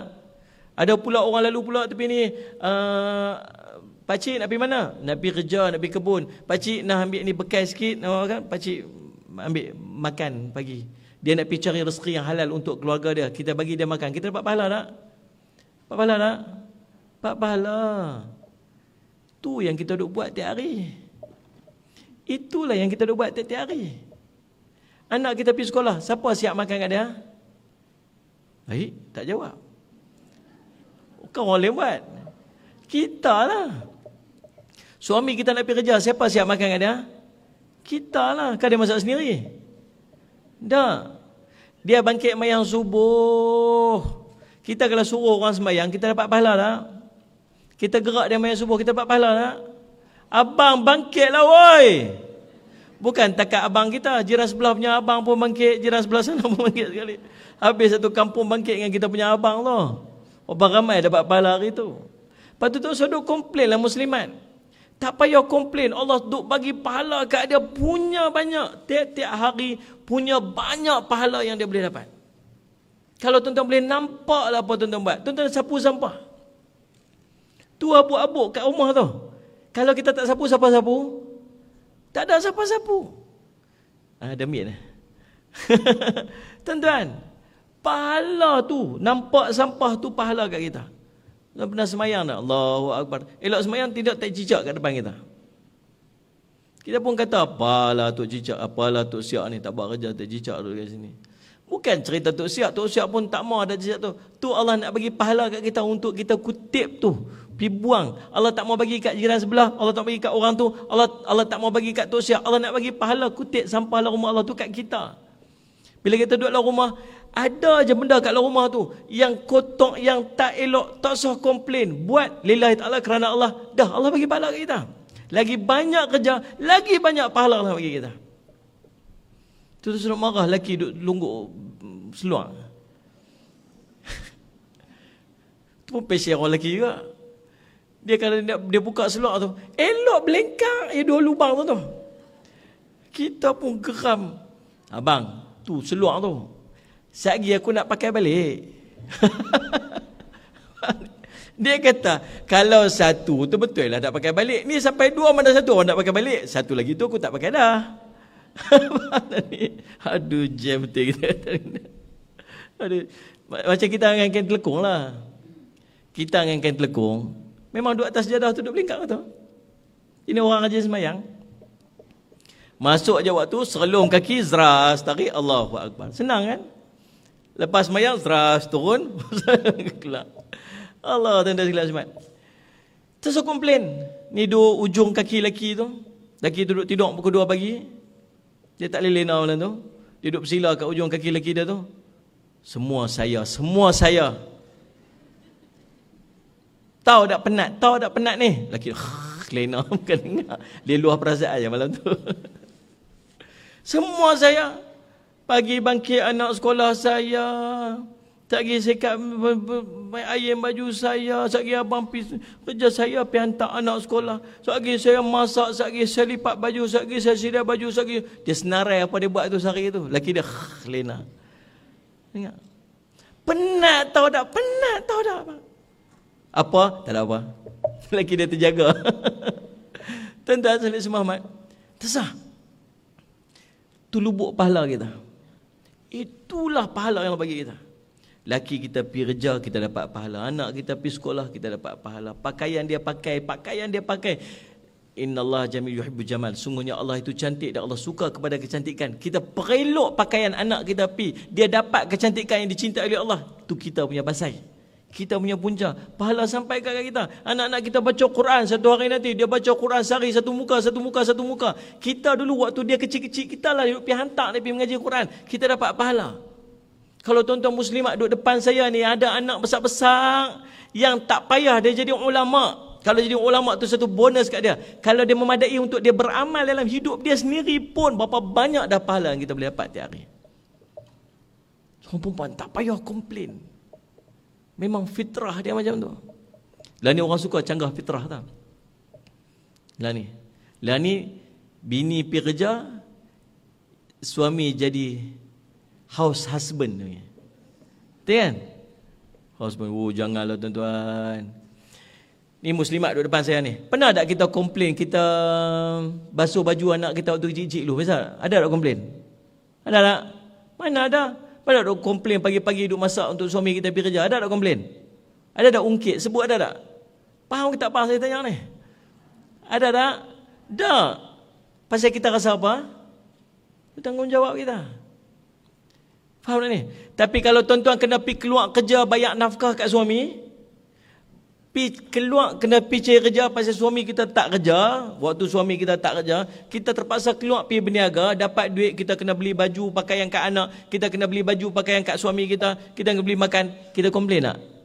Ada time kita penat kita sebut tak? Sebut. Pasal apa? Sebab kita rasa tu bukan tanggungjawab kita. Apa yang jadilah ni, suami duduk di rumah jaga anak. Tuan-tuan tahu tak suami jaga anak macam mana? Kalau tuan-tuan pergi keluar kursus 2 hari, pampers yang sama dia pakai 2 hari boleh jadi kan? Balik ni pampers kat lutut, budak tu jalan macam Donald Duck. Mak, balik pampers kat lutut. Apa yang jadi kat anak aku ni? Kelas Muhammad. Ada lelaki. La ilaha illallah, la ilaha illallah. 3 minit pertama. Ni. Lepas 5 minit, la ilaha illallah, la ilaha. Lepas 5 minit, tak lena-lena lagi kau suka. Tuan-tuan lelaki-lelaki itulah. Fitrah Allah jadi. Orang perempuan, Salih Muhammad, Allah bagi fitrah penuh kasih sayang, penuh kelembutan. Sebab tu dia sabar, tidak. Dia sabar dalam urusan dia. Orang lelaki kan sabar. Anak sikit jaga dah. Dia ni, orang perempuan. Tak sabar. Orang lelaki sabar. Lena. Hang bunyilah meraung ke, hang tungging ke apa. Ya pasal. Tuan-tuan, fitrah. Orang lelaki suruh pergi sidai baju. Jangan tuan-tuan. Orang lelaki sidai baju ni, Allah, jatuh meniarap maruah dia. Kalau lelaki tuan-tuan ada kawan-kawan dia pula pergi ambil video pula, dia pergi ambil tu, tengah duduk sidai baju tu. Habislah tu sebulan tak jumpa kawan, cerita dia. Tahu pasal apa akhirnya jadi ungkit-mengungkit? Pasal masing-masing buat benda yang bercanggah dengan fitrah. Saya lah yang sedia baju, kata suami. Saya pisuak anak tu. Saya yang masak. Saya. Pasal apa komplain? Pasal itu bukan fitrah dia. Pasal apa? Saya lah yang keluar duit. Saya yang pergi cari duit. Saya yang penat lelah keluar tiap hari. Pasal apa dia komplain? Pasal itu bukan fitrah dia. Jadi jangan duk menyanggah fitrah. Ramadan pula dah ni. Ni bulan Rejab ni. Yang mana tak ganti puasa, ganti balik. Cepat. Nah, jangan duk biasa dengan banyak fidyah, jangan duk biasa sampai terlepas, jangan duk biasa macam tu. Dah lah, cukup-cukuplah kita lu. Nah, panggil-panggil kita dulu-dulu ni sudah-sudahlah. Belajar-belajarlah bersungguh-sungguh sikit. Bersungguh-sungguh sikit untuk kita ni jaga puasa kita. Dan lepas pada tu puasa sunat. Tapi dalam bab puasa sunat memang boleh kat orang perempuan. Yang ni saya memang tabik springnya. Orang lelaki-lelaki jangan tak boleh harap kali dengan aku sekali. Tunggu orang lelaki-lelaki dengan puasa sunat, janganlah. Abang, esok 1 Rejab. Dah betul. Saya panggil 1 Rejab. Abang, esok kita puasa abang. Abang, koma sat kawan tu. Abang, esok kita puasa lah. InsyaAllah. Puji teruk. Dia malam tu dia fikir alasan apa aku nak bagi kat bini aku. Dia tidur gini. Ya Allah, macam ni. Bangkit esok tu kejut. Abang bangkit. Itulah, lupa. Ada janji dengan kawan ni, aku tu lah. Tu lagi kita aku tu. Kalau dia boleh puasa tu macam tak makan 3 bulan. Tengah hari tu buat teruk tu. Awak hang nampak teruk ni, puasa. Hai tiba-tiba puasa, bini suruh. Saja aku puasa sunat hari ni kerana bini suruh. Aduh, subhanallah. Yang berikutnya, yang ketiga, tuan-tuan, jaga maruah. Jaga maruah. Jaga kemaluan. Kita kena duk fikir. Tak pernah duk jadi lah ni tuan-tuan, subhanallah sallallahu alaihi Muhammad. Teruknya keadaan masyarakat kita lah ni, sampai ke tahap dia ada swinger, tahu swinger. La haula wala quwwata illa billah. Kuklah orang ustaz tak tahu swinger ni apa. Dalam masyarakat Melayu Islam, dia ada suami, dia ada isteri. Orang ni ada suami, ada orang ni ada isteri. Depa boleh exchange isteri dan suami masing-masing. Ni bukan cerita dekat Amerika, dia bukan cerita kat luar negara. Ni cerita kat ni tempat kita ni. Tukar, suka sama suka. Depa boleh check in satu hotel, ada bilik, malam ni yang tidur ni, malam ni esok tidur ni. Dia panggil swinger lah ni. Orang dah tak nak maruah. Cerita kat orang. Faham ni? Isteri kerja, redha isteri dia, redha suami dia, isteri dia nak pergi kerja naik dengan orang lain, balik dengan orang lain. Abang saya balik lambat sikit ni lah. Siapa? Nak pergi tengok wayang Ustaz dengan kawan-kawan pejabat. Siapa? Tuan-tuan, ni pergi kerja ni dengan siapa? Pergi dengan kawan pejabat ni. Tu dia naik kereta siapa tu? Kawan dia tanya, jiran sebelah. Oh tu kawan pejabat dia, laki-laki tu. Laki tu. Oh, okey. Tak ada apa. Kawan pejabat dia bukan apa. Boleh tak boleh tu? Tak boleh. Ni. Anak perempuan dia lagi dahsyat. Kerja. Hari ni balik naik kereta Beza. Esok naik kereta Myvi. Lusa naik Proton Wira. Lepas tu naik kereta apa? Lagi teruk anak dia. Grab. Nampak lambat pick up. Yang tu tak teruk lah. Yang tu bukan tukar pasangan, tu tukar kereta Grab je. Tuan-tuan dan saudara Muhammad, orang dah tak ada maruah dan orang dah rasa okey dengan suasana tersebut. Jaga maruah diri dan jaga maruah keluarga. Benda yang duduk dalam rumah tangga jangan cerita ke orang. Jangan cerita ke orang. Dia tak puas hati dengan suami dia, cerita kat mak dia. Mak, suami saya ni gini. Mak dia kata apa? Itulah, kuduk kata dulu. Tak usah duduk terus di tu hang tak mau. Hang nak Kasim selamat dia juga. Contoh. Tu dah saya mana. Sagi mak dia tu cerita kat ayah dia. Dia kata tak salah, baik-baik kat depa lah, rumah tangga depa. Tak puas hati mak dia. Mak dia bercerita pula kat mak menakan dia. Mak kata, itulah depa lu waktu duduk tengok memang depa ni masalah berdawai lagi. Mak menakan pula cerita kat mak menakan dia. Mak menakan pula bercerita kat mak long dia. Mak long cerita no. Depa ni yang tak siap bercerita kat mak dia tu, sagi okey ya. Lama mana perkelahian lelaki bini apa lama? Satnya. Betul tak ni? Mana drag lama-lama? Tak ada lah. Sudahlah, abang minta maaf lah. Macam tu lah. Maaf. Sudahlah. Itu sudah besar-besar lah. Macam tu lah abang ni. Nah, pokong. Okey. Pokong tu selesai lah masalah. Masalah rumah tangga sekejap ya. Tapi start kita cerita kat orang, benda tu akan sampai lagi.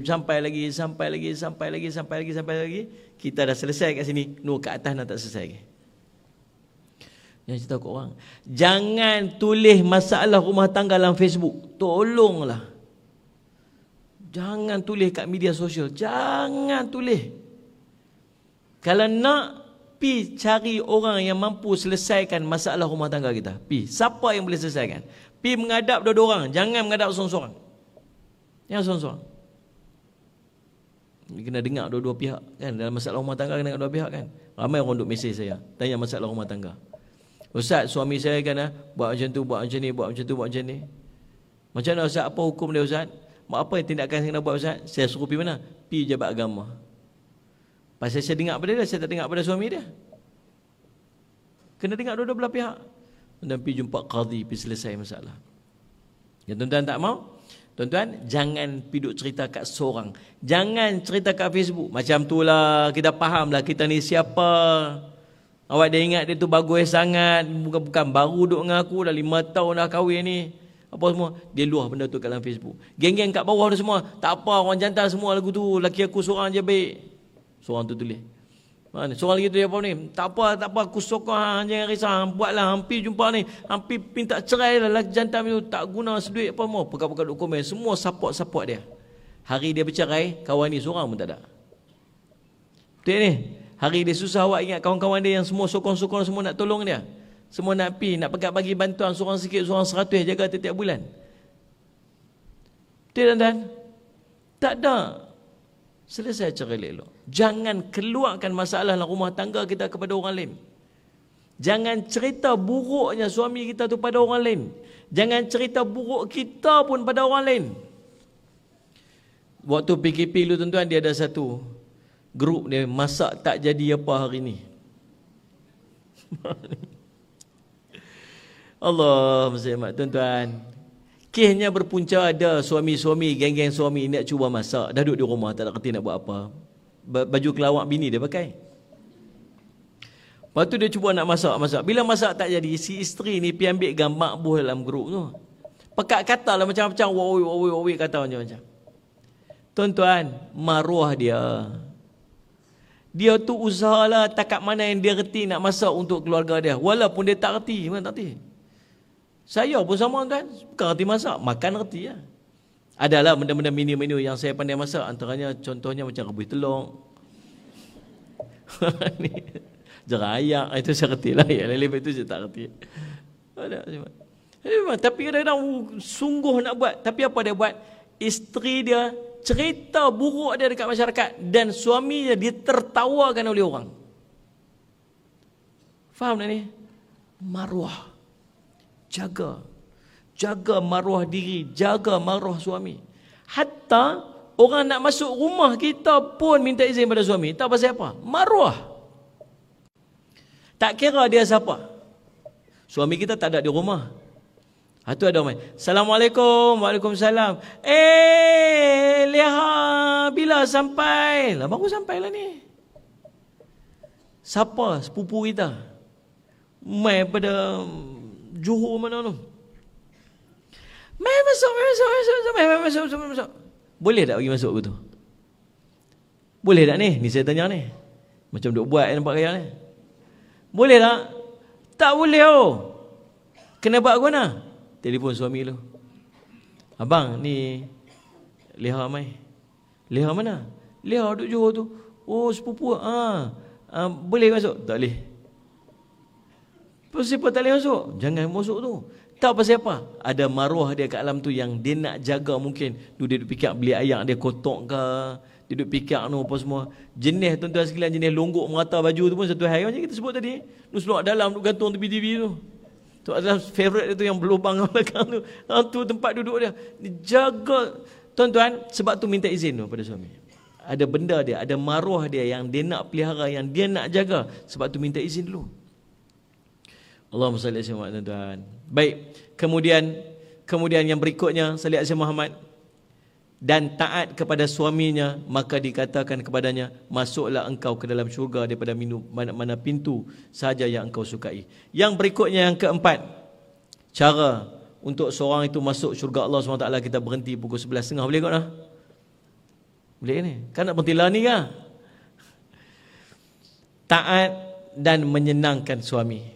Kata Nabi SAW dalam hadis riwayat Abu Daud, maukah aku ceritakan kepada kamu tentang sebaik-baik perbendaharaan ataupun perhiasan? Maukah aku beritahu kepada kamu sebaik-baik perhiasan seorang lelaki? Yaitu isteri salihah yang bila dipandang akan menyenangkannya, bila diperintah akan mentaatinya, dan bila dia pergi dia akan menjaga dirinya. Ni ciri isteri solehah. Yang pertama, bila dipandang menyenangkan hati suami. Tuan-tuan muslimat, berhias-hias, cantik tubuh badan bukan untuk orang lain. Ni nak keluar pergi rumah, sejam kena beritahu awal. Sejam tak cukup, 2 jam. Jenis last minute, jom kita pergi ni. No. Jenis-jenis tak boleh. Kalau nak bagi tahu kat saya nak ajak keluar, minimum 2 jam sebelum kita keluar baru boleh. Pasal apa? Nak bersiap. Hari wanita, bila hari wanita? Berapa bulan hari wanita? Dah 10 tahun ni? Hui, hari wanita pun tak tahu hari wanita bila ni. Saya tengok hari wanita berapa bulan lah saya. Berapa bulan? Apa? Hari wanita 8 hari bulan Mac, International Women's Day. Betul kan? Tak tahu, saya pun tengok kat sini. Hari wanita sedunia 8 hari bulan Mac. Oh, baru kita tahu. Baru saya tahu. Sepatutnya tuan-tuan, dia 6 hari bulan Mac sepatutnya. Lepas tu pasal apa dia tukar jadi 8 hari bulan? Pasal lambat siap.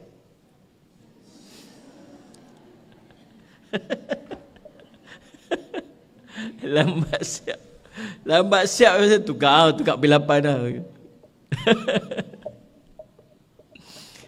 Hari laki-laki tahu hari laki-laki. Hari laki-laki memang tak ada terus. Tahu pasal apa? Tarikh lahir dia pun dia tak ingat. Itu orang lelaki. Aduh, kalau dia balik-balik rumah sekali bini tanya, abang hari ni hari apa? Abang puai. Hari ni hari apa pula? Hari Rabu, dia kata. Rabu apa? Hari ni hari ulang tahun. Ulang tahun apa? Oh sudah. Orang lelaki dia bukan ingat. Orang perempuan boleh ingat tau. Abang ingat tak? Pada 7 hari bulan Februari, jam 9.30 pagi, tahun 1987. Mana kita nak ingat? Orang lelaki-lelaki dia suka apa tuan-tuan? Dia benda-benda tak penting, dia delete dia. Dia bukan dekat delete, dia clear bin sekali. Bin tu clear semua sekali. Dia tak penting ingat. Tuan-tuan, saya Muhammad, bersiap untuk suami. Sungguh, dah bukan tunggu muda, tua pun sama. Bersiap untuk suami. Bagi suami balik rumah tu tengok kita tu senang hati dia. Ni balik-balik tuan-tuan dengan bau belacang, dengan kulit udang duk tang ni, dengan bawang duk tang ni. Dengan baju kelawak tu, kalau sebut nama dia terbayang baju kelawak tu .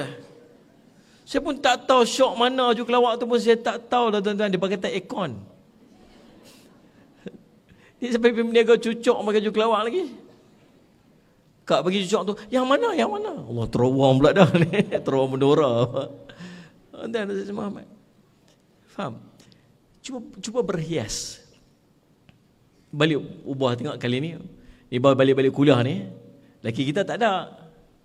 Sekali balik rumah lu, balik dengan mandi apa semua, buat keluar balik tu. Yang apa ni, kita punya lipstick tahu berapa lu pakai dulu, dah lama dah tak pakai. Punggah store tu tengok ada lagi lipstick tu dia pakai. Tonyo lipstick bu bedak bu foundation lah, apa bu mascara lah ni, bu traffic light lah ni. Buatlah kan, rambut pi sikat rambut lah apa semua. Ni. Boleh tak warnakan rambut? Kita uban kan? Kalau suami kita nak, kita warnakan untuk suami kita. Bagi nampak macam orang muda balik lah. Dia bukan nak tengok sangat, tapi dah dia tak mau nak menyusahkan kita. Tak apa tu, lubuk pahala kita kat depan tu.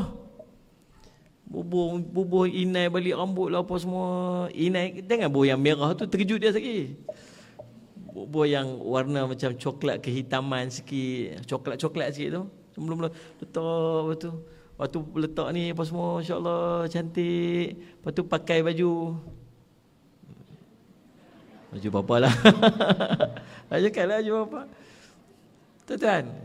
Lepas tu tunggu, dengar bunyi motor dia balik tu. Dong CDI, motor lama tu.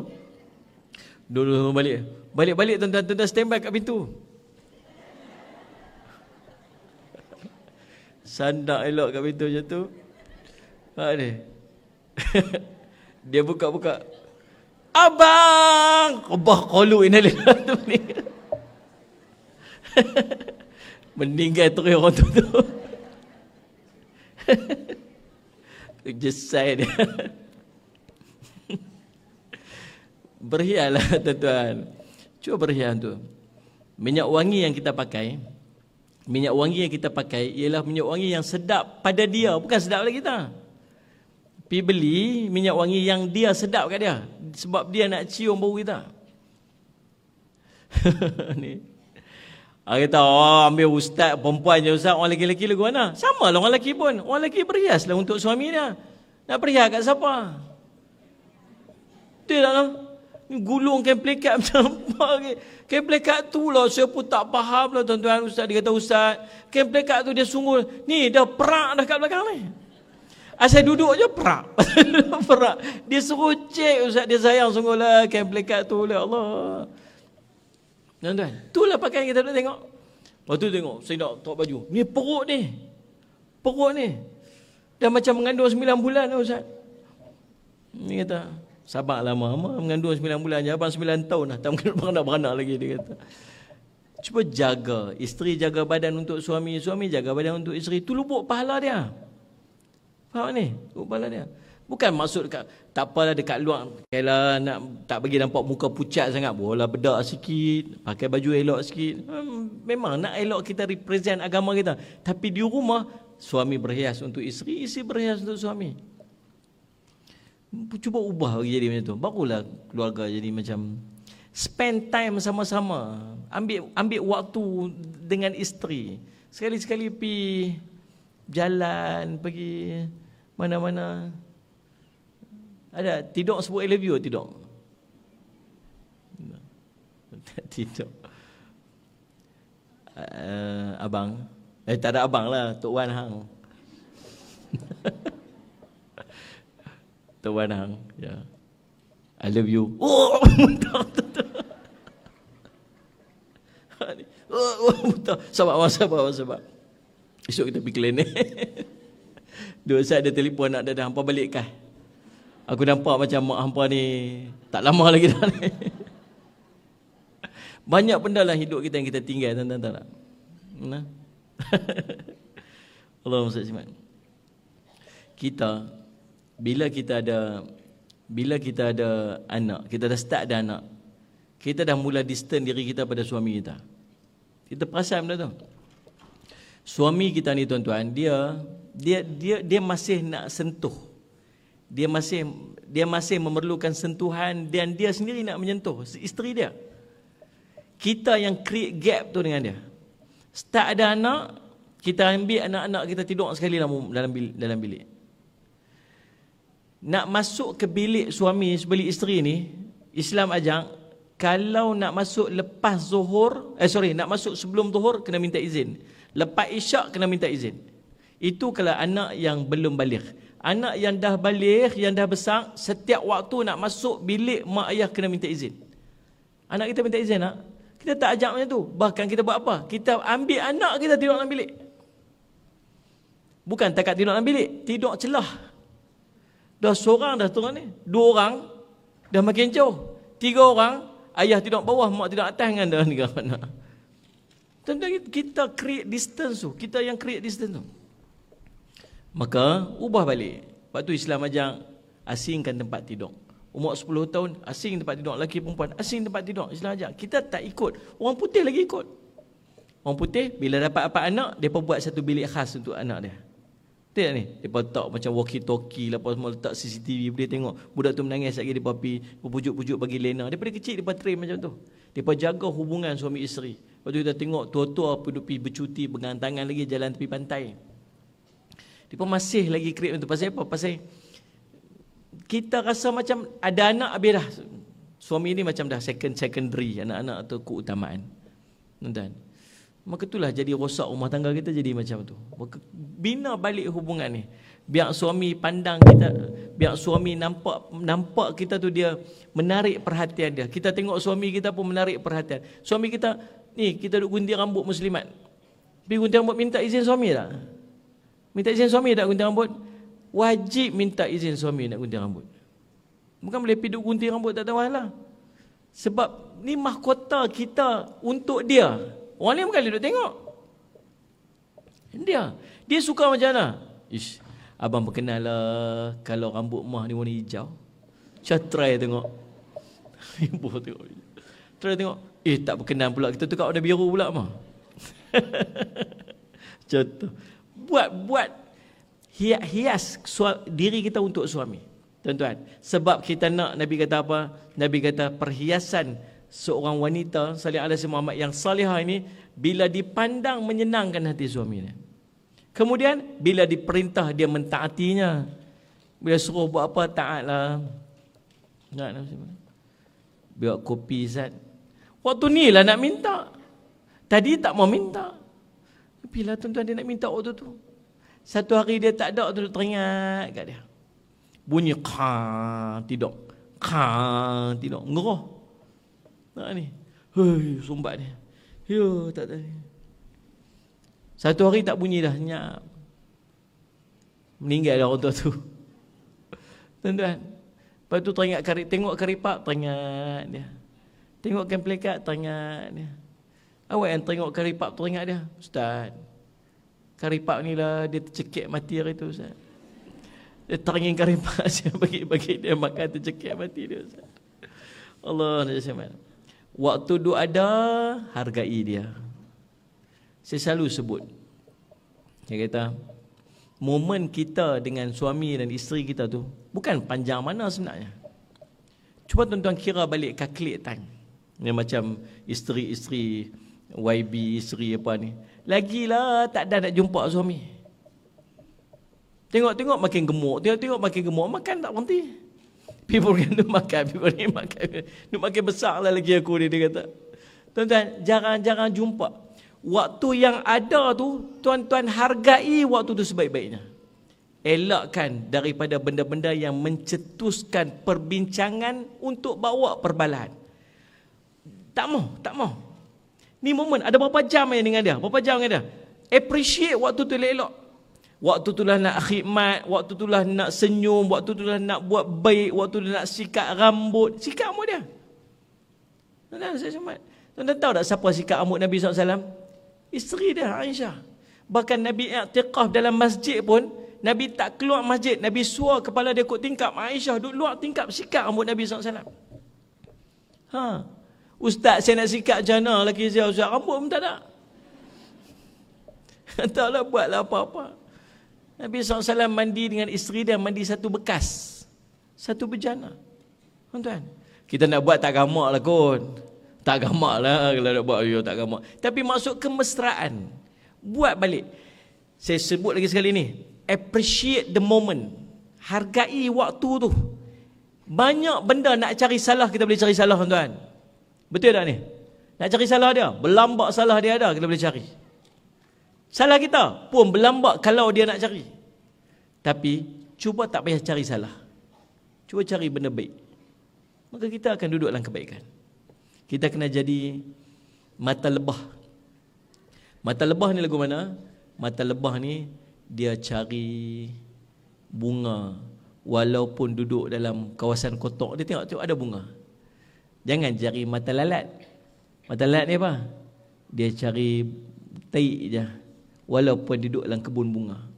Jadi insya-Allah itulah berapa benda yang tuan-tuan sekalian kita boleh saya sempat bincang pada hari ini. Saya ingat banyak benda lah cover. Kalau saya ingat tuan-tuan catat tu mau 83 muka surat tuan-tuan tulis tu. Walaupun macam tadi saya sebut bukan baca pun. Tapi paling tidak kalau tak ingat banyak-banyak sikitlah, insya-Allah apa yang kita boleh buat ialah kita menghargai pasangan hidup kita. Kita berusaha sebaiknya untuk jadi orang yang terbaik, elakkan daripada perbuatan maksiat, taat pada perintah Allah dengan sebaik-baiknya. Insya-Allah kita sama-sama doakan semua yang ada dalam dewan ni semuanya akan dimasukkan ke dalam syurga Allah SWT. Jadi ahli syurga Allah, jadi penghulu bidadari syurga. Dan insya-Allah duduk berdamping dengan suami kita dan berdamping dengan Nabi SAW nanti di yaumul qiyamah. Amin. Amin ya rabbal alamin. Cukup sekadar itu. Aqulu qouli hadza wa astaghfirullah li wa lakum. Wassalamualaikum warahmatullahi wabarakatuh. Waalaikumsalam warahmatullahi taala wabarakatuh. Soalan ke Ustaz? Oh, Kalau boleh ada soalan, kalau ada soalan kita akan paskan mikrofon untuk kita luangkan lagi 10 minit. Kalau ada? Ada. Ada.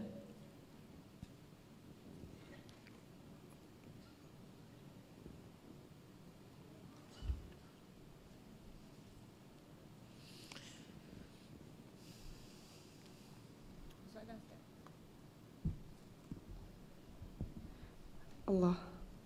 A'udzubillahi minasyaitonirrajim. Assalamualaikum warahmatullahi wabarakatuh. Waalaikumsalam warahmatullahi wabarakatuh. Baik, satu pertanyaan untuk saya. Macam mana jikalau seperti Ustaz cerita sebentar tadi pasal moment with mak ayah. Tapi kalau macam mana kalau parents tu tidak berkefahaman. Dia maksud saya tak selalu bersama. Macam nak anak dia tu nak bagi mak ayah dia selalu bersama. Terima kasih Ustaz. Peranan seorang anak maksudnya. Ya. Bila dia duduk dalam rumah, dia tengok mak ayah dia macam selalu tak sefahaman. Selalu macam itulah. Nah, selalu ada benda yang tak kena, bergaduh macam. Correct me if I'm wrong. Betul kan? Ya. Betul. Apa yang kita kena buat? Yang pertamanya tuan-tuan, seorang anak cuba elakkan sedaya upaya daripada kita interfere ataupun kita panggil apa? Kita apa?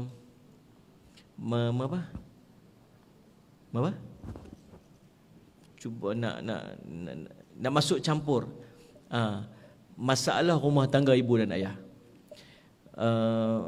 Ibu ayah kita ni dia ada Allahumma salli Muhammad, masalah depa masing-masing. Macam mana kalau kita berkeluarga, kita pun ada masalah kita. Dan kita pun sama juga, kita mengharapkan anak-anak kita tak interfere, tak campur tangan dalam masalah rumah tangga kita. Sebab bagi kita, mungkin anak kita tak akan faham jiwa seorang ayah.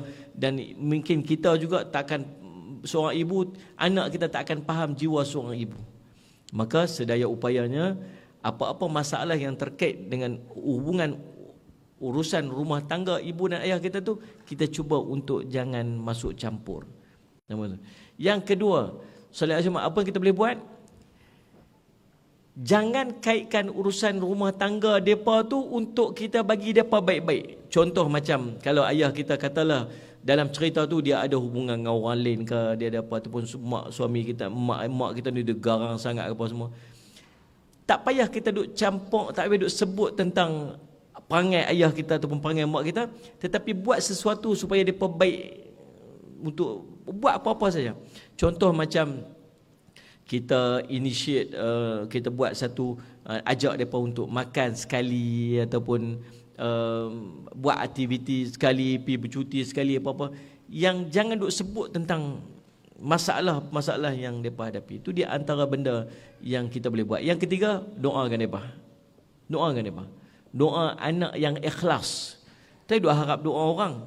Ustaz tolong doa Ustaz keluarga saya. Ustaz tu belum tentu kenal dengan mak ayah kita siapa, dan belum tentu dia sampai tahap ikhlas dia. Tapi yang ikhlas duduk kat siapa? Anak yang duk tengok mak ayah nak jadi baik ni. Sedih hati saya Ustaz, saya susah hati Ustaz, saya tak tahu nak buat macam mana Ustaz, tapi saya tak mau mak ayah saya bercerai Ustaz. Ya Allah, tolong satukan hati-hati mereka. Tu doa ikhlas seorang anak tu.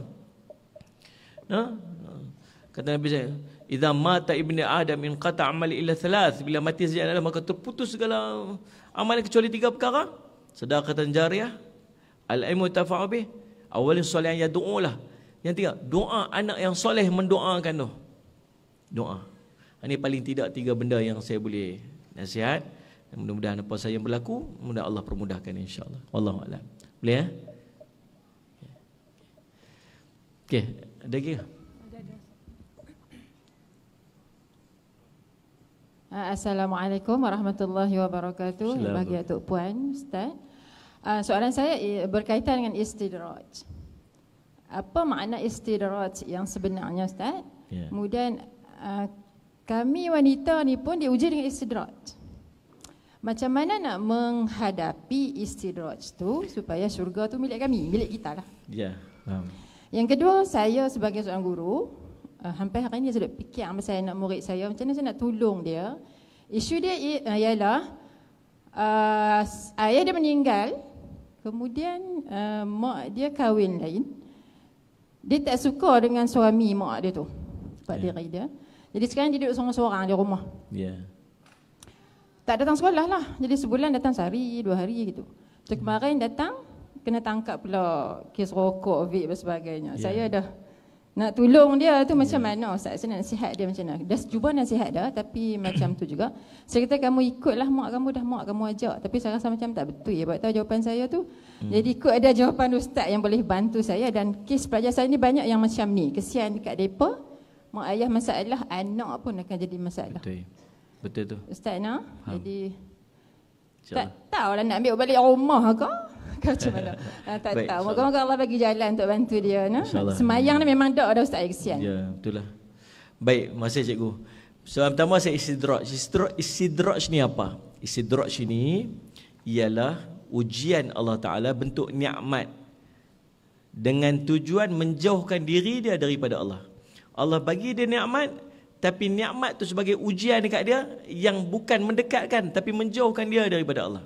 Macam kita sebut tadi ni, dapat anak, tapi anak tu jadi menyebabkan dia jauh. Dapat rezeki dulu meniaga sikit-sikit, kecil-kecil, rajin pergi masjid, rajin dia buat ibadat. Tapi bila meniaga makin maju, dia pun buka restoran dan meniaga maju dah, masjid pun dah tak pergi dah, semayang pun dah kurang dah, jemaah pun dah dapat dah, kadang-kadang terlepas semayang. Itu menunjukkan dia sedang diuji dengan istidraj. Masalah dia ialah bila kita berhadapan dengan istidraj, kita tak rasa tu satu musibah. Kalau sakit, kita tahu musibah. Kalau hilang, kita tahu musibah. Tapi dengan nikmat, kita tak rasa tu musibah. Alhamdulillah Ustaz, berniaga saya makin maju Ustaz. Alhamdulillah ni syukur Allah bagi rezeki. Tapi masjid tak pergi dah. Tapi sembahyang dah. Sembahyang sunat tak dan buat dah. Itu menunjukkan dia sedang diuji oleh Allah. Maka nak buat macam mana tuan-tuan sekalian? Salih Asyik Muhammad. Nombor satu sekali, nak elak diri atas nikmat yang kita dapat, syukur dulu. Syukur ni tahu tak? Syukur ni maksud apa? Syukur ni maksud tanda penghargaan kepada yang memberi. Macam kita bila ada orang bagi kat kita, Ustaz saya tengok skrin handphone Ustaz ni crack dah lah, pecah contoh. Memang pecah pun. Ada skrin dia tu lah, bukan skrin dia tu cover dia tu. Kata, Ustaz nak ambil lah iPhone 14 satu kat saya. Bagi iPhone 14 contoh, mana tahu korang nak bagi. Ni. Bila saya dapat, saya kata apa kat dia? Terima kasihlah sebab bagi. Tengok ni. Bila kita tak ada, tiba-tiba ada orang, Salih Samad, Allah Samad, Ustaz, Allah Samad, kesian tengok Ustaz. Ustaz, nah ni saya bagi kat Ustaz ni. Kita kata apa kat dia? Terima kasihlah sebab bagi. Pasal apa kita ucap terima kasih kat dia? Sebab kita menghargai pemberian dia dekat kita. Dan kita mengiktiraf dia sebagai pemberi. Kalau kita tiba-tiba dapat, kita apa? Oh, ni aku lah yang usaha ni. Ini semua daripada kebijaksanaan aku ni. Ini semua daripada ilmu yang aku ada ni. Maka aku dapat benda aku dapat. Waktu tu dia telah memutuskan hubungan dia dengan si pemberi. Maka tu dia tak ada perkataan dia nama syukur. Dia tak perlu nak kata alhamdulillah. Pasal apa? Pasal dia rasa ni semua atas usaha dia. Demikian yang disebut oleh Qarun. Qarun sebut itu surah Qasas. Dia kata ni semua atas ilmu yang aku ada. Maka nak keluarkan kita daripada duk letak bahawa semua benda ni mai atas usaha kita, letak perkataan syukur. Alhamdulillah. Alhamdulillah Allah bagi rezeki. Alhamdulillah Allah bagi rezeki. Alhamdulillah Allah bagi rezeki. Yang kedua kita kena ingat, bila kita dapat nikmat, tanda istidraj kita makin jauh. Tanda istidraj, ni nikmat kita dapat ni. Ni nikmat ke istidraj ni? Ni berkat ke istidraj ni? Tengok hubungan kita dengan Allah lepas kita dapat nikmat tu. Berubah tak? Dulu sembahyang subuh macam mana? Okey lagi tak? Okey lagi. Mudah-mudahan dia berkat. Dulu sembahyang sunat qabliyah subuh buat tak? Buat. Lah ni dapat bisnes ni, buat tak lagi? Oh tak sempat buat dah. Istidraj. Dulu baca Quran dah tak? Dan satu buku surat. Lepas dapat nikmat ni baca Quran tak? Tak dah baca Quran dah. Istidraj. Mata nak buat macam mana? Perbetul balik. Buat balik apa yang kita telah tinggalkan waktu kita sebelum dapat nikmat tu. Boleh faham tuan-tuan? Masya-Allah. Tu mudah-mudahan jadi panduan kat kita. Yang keduanya, ingat, seorang ibu, seorang anak dia tak akan terlepas daripada hubungan dia dengan seorang ibu walau macam mana keadaan ibu tu. Macam mana pun keadaan ibu tu. Ibu tu maksiat, ibu tu buat apa-apa benda sekalipun, dia buatlah hidup dia tetap ibu kita. Dan kita tetap kena khidmat dekat dia. Kita tetap kena menjaga adab dengan dia. Kita tetap kena berlaku ihsan dengan hidup dia. Walau apa sahaja keadaan dia. Ada ibu yang melacurkan diri, dia tetap ibu dia. Dia tak akan berubah, tak boleh berubah. Majikan boleh berubah, kenderaan boleh berubah, apa banyak benda boleh berubah.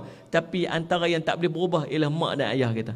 Buruk lagu mana pun dia, itulah mak kita. Buruk lagu mana pun dia, itulah ayah kita.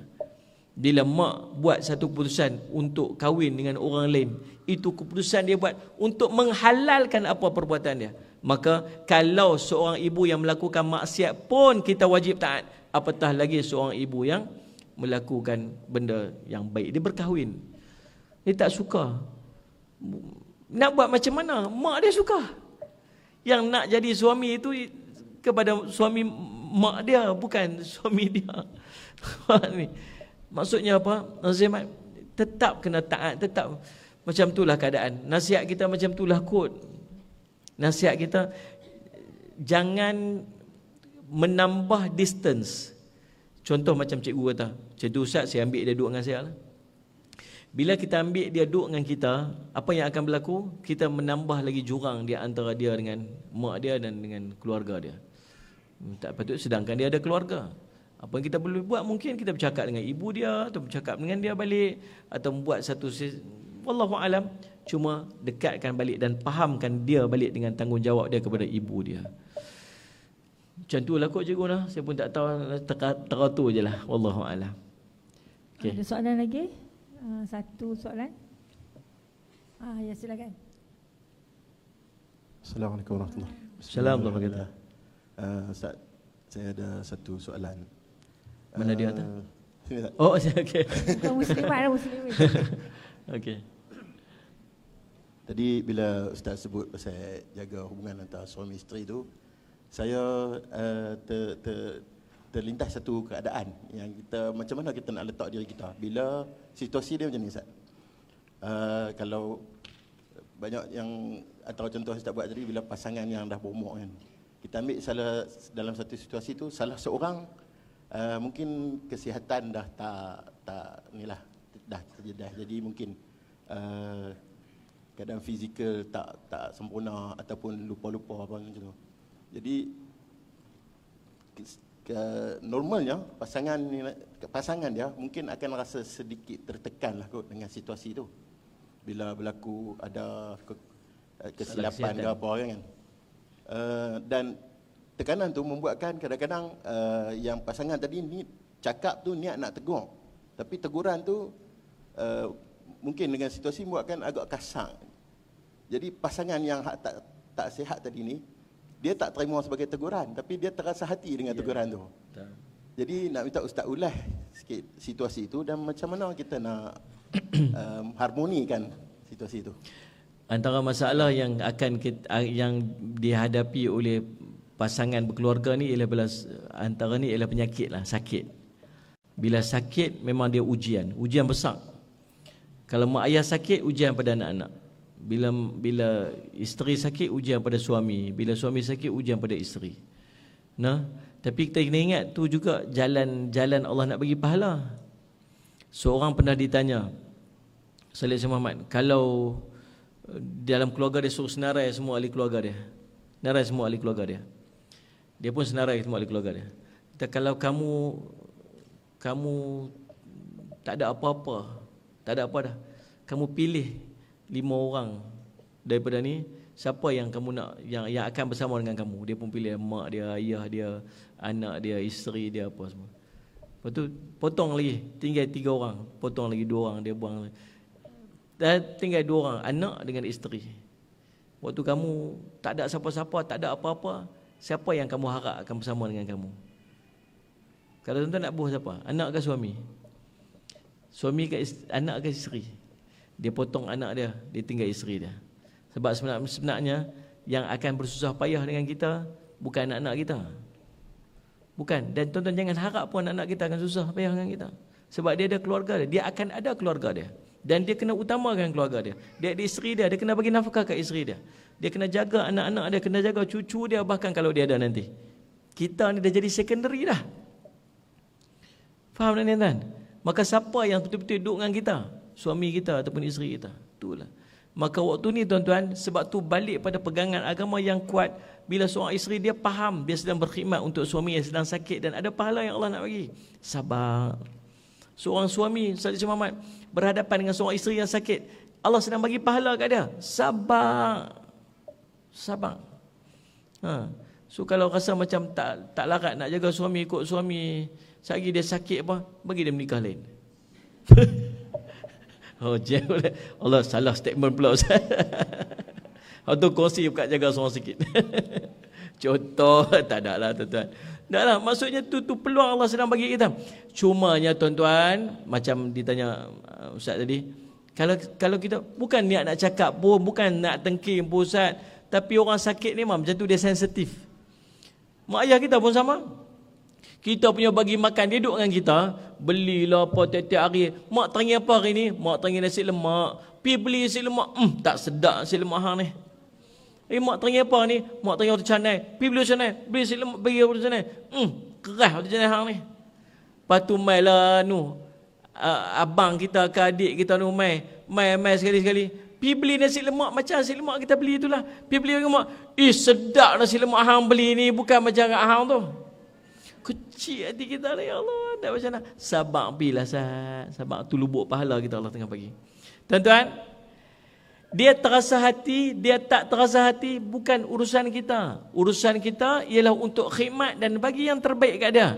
Kadang-kadang tegur, abang janganlah pakai macam ni, tak elok sangat ni, orang duk main lagi nampak. Hang tu memang semua tak kenal dengan aku. Terasa kecil. Pasal apa? Pasal dia tengah sakit. Orang sakit memang macam tu.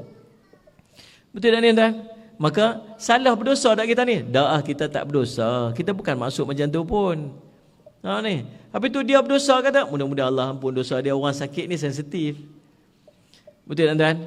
Sakat kita yang menjaga orang sakit kena banyak sabar. Banyak sabar. Ingat Allah nak bagi pahala. Kalau ada mak ayah kita sakit, biar kita jaga. Biar kita jaga. Tuan-tuan. Orang tua-tua ni, tahu dia macam apa?